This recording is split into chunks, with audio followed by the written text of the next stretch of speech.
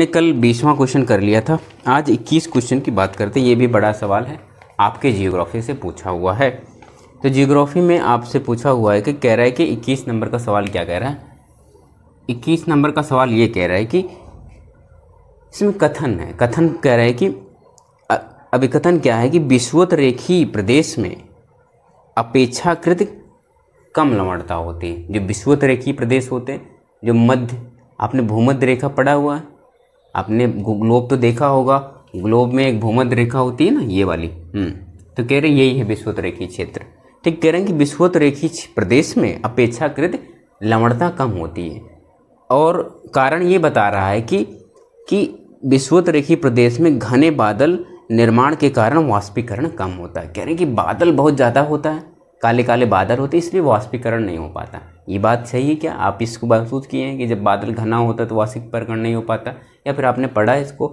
तो इसमें बच्चा जब भी आपसे पूछा जाए तो बिल्कुल ये बात दोनों ही सही हैं, इसीलिए इस ऑप्शन में 21 में 1 सही था। ऐसा होता है, वहाँ लवणता कम होती है और बादल ज़्यादा घिरे रहते हैं वहाँ पे, इसलिए वाष्पीकरण नहीं हो पाता। वाष्पीकरण क्या होता है?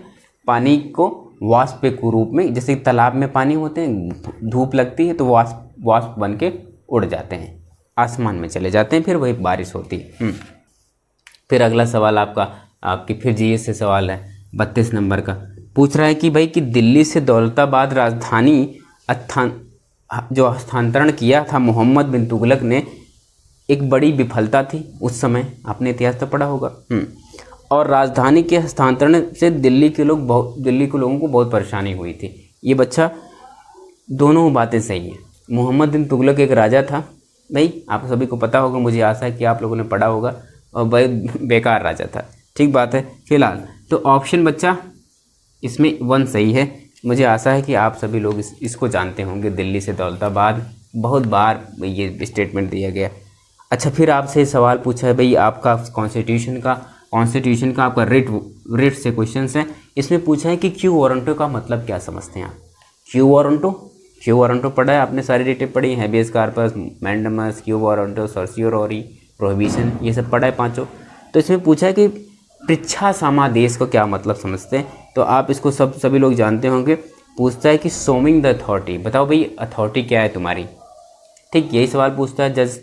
ठीक, तो इसमें भाई ऑप्शन दूसरा सही है कि सोविंग द अथॉरिटी, भाई कि आपकी अथॉरिटी क्या है, इसका मतलब होता है क्यू वारंटो का। अच्छा, अगला सवाल अगला सवाल आपके संविधान से, बड़ा अच्छा सवाल पूछा हुआ है।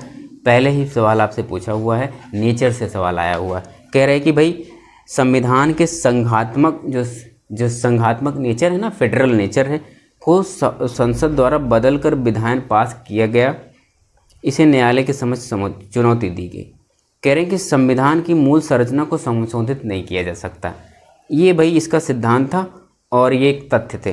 तो इसमें अब सवाल पूछा है, ऑप्शन दे रखे हैं, बहुत सारे ऑप्शंस हैं, तो मैं आपको डायरेक्ट आंसर बताता हूँ। संघात्मक संरचना संविधान की मूल संरचना है और इसे संशोधित नहीं किया जा सकता। इसलिए जो ये बड़ा सा सवाल है भाई, बड़ा सा सेशन है, कुछ नहीं, फिर लंबा छापा हुआ, तो